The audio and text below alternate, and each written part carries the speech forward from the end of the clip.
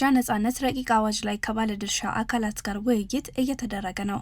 በህዝብ ተወካዮች ምክር ቤት የዲሞክራሲ ጉዳዮች ቋሚ ኮሚቴ ለመረጃ ነጻነት አዋጅ ግብዓት ለመሰብሰብ ከባለድርሻ አካላት ጋር እየተወያየ ነው። የመረጃ ነጻነት ረቂቅ አዋጁን አዳብሮ ለማጽደቅ ከባለድርሻ አካላት የሚነሱ ገንቢ ሀሳቦች ጠቃሚ በመሆናቸው መድረኩን መዘጋጀት የዲሞክራሲ ጉዳዮች ቋሚ ኮሚቴ ሰብሳቢ አቶ እውነቱ አለነ በውይይቱ መክፈቻ ገልጸዋል። የማህበረሰቡን የመረጃ ፍላጎት ተደራሽ በማድረግ በህዝብና በመንግስት መካከል መተማመን እንዲኖር ለማድረግ ረቂቅ አዋጁን መዘጋጀቱን ደግሞ ኢትዮጵያ የህዝብ እንባ ጠባቂ ተቋም ዋና እንባ ጠባቂ ወይዘሮ ስመኝ ውቤ አብራርተዋል። በውይይቱም የቋሚ ኮሚቴው አባላት የህዝብ እንባ ጠባቂ ተቋም ዋና እንባ ጠባቂ ወይዘሮ ስመኝ ውቤ እና ሌሎች የተቋሙ የስራ ኃላፊዎች ተገኝተዋል። የተባበሩት መንግስታት ድርጅት ዋና ጸሐፊ አንቶኒዮ ጉተሬስ አዲስ አበባ ገቡ። ጉተሬስ ትላንት ምሽት አዲስ አበባ ቦሌ ዓለም አቀፍ አውሮፕላን ማረፊያ ሲደርሱ ምክትል ጠቅላይ ሚኒስትር ተመስገን ጥሩነህ አቀባበል አድርጎላቸዋል።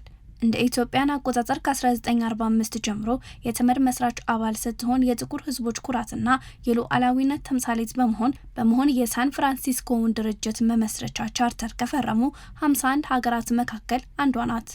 ዋና ጸሐፊው በአዲስ አበባ በሚካሄደው የተባበሩት መንግስታት ድርጅት 80ኛ ዓመት የምስረታ በዓል ላይ እንደሚታደሙ የውጭ ጉዳይ ሚኒስቴር መረጃ ያመለክታል።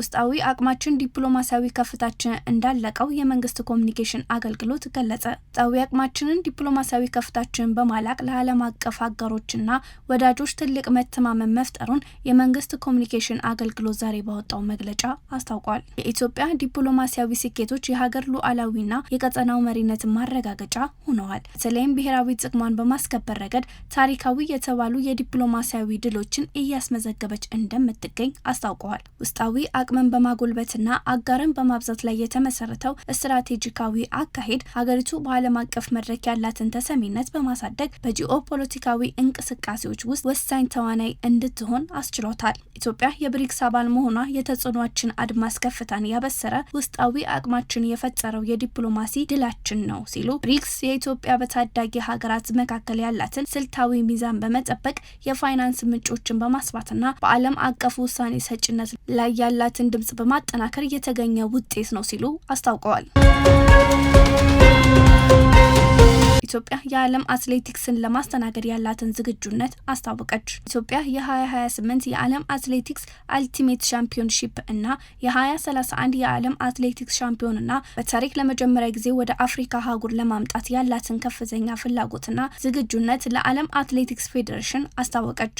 የባህልና የስፖርት ሚኒስተር ሸዊ ሻንካ የዓለም አቀፍ አትሌቲክስ ፌዴሬሽን ዋና ስራ አስፈጻሚ ጆን ፌዴሪንጎና የስፖርት ውድድሮች ጨረታ ዳይሬክተር ማርክ ሄርነስተን በጽህፈት ቤታቸው ተቀብለው አነጋግረዋል። በውይይቱም መንግስት እነዚህ ታላላቅ ዓለም አቀፍ የክብር መድረኮች በስኬት ለማስተናገድ ያለውን አቋም አረጋግጠዋል። ሚኒስትሯ ኢትዮጵያ ታሪካዊ የአትሌቲክስ አቅሟን ከመሰረተ ልማት ዝግጅት ጋር በማጣመር እንዲህ ያሉ ዓለም አቀፍ ድግሶችን በብቃት ለመምራት ዝግጁ መሆኗን አብራርተዋል። የዓለም አቀፍ አትሌቲክስ ፌዴሬሽን አመራሮች በበኩላቸው ኢትዮጵያ መንግስት ለስፖርት ዘርፍ የሰጠውን ልዩ ትኩረትን እያሳየ ያለውን ቁርጠኝነት አድንቀዋል። ዋና ስራ አስፈጻሚው ጆ ሬዲንጎ በሰጡት አስተያየት በዓለም አቀፍ ደረጃ ስማቸው በገነነ ታዋቂ አትሌቶች በመፍለቂያ በሆነችው ኢትዮጵያ እነዚህ ውድድሮች ማካሄድ መቻሉ ልዩ ትርጉምና ድምቀት እንደሚኖረው ገልጸዋል።